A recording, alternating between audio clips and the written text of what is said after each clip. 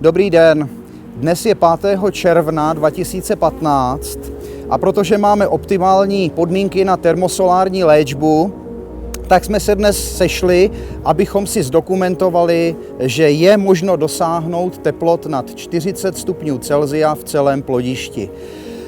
Já v současnosti opustím záběr a požádám kameru, aby zabrala tato čidla a udělala časozběr, který bude dokumentovat, jaké teploty v současnosti vládnou v plodovém tělese včelstva. Toto levé čidlo je umístěno v horní části nástavku a toto pravé čidlo, respektive jeho senzor, je umístěn zde ve spodní části nástavku.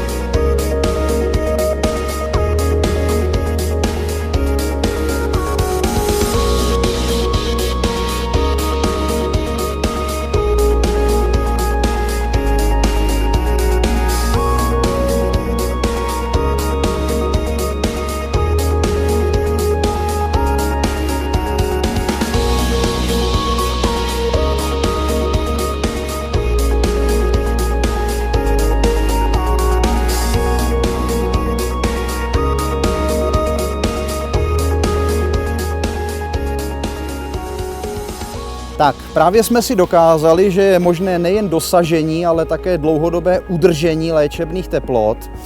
A nyní přišel čas podívat se, kde byla vlastně celou dobu umístěna čidla těch teploměrů.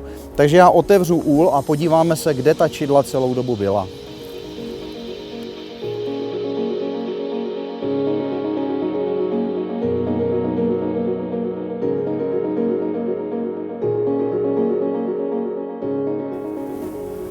Takže zaprvé můžeme vidět, že plástům ten ohřev nepůsobí žádné problémy, to dílo není zborcené, je naprosto v pořádku.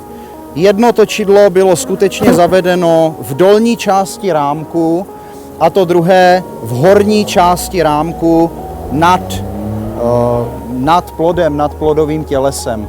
Takže budiž to důkaz všem, kteří pochybují o tom, jestli je anebo není možná termosolární léčba pouze s použitím slunečního svitu.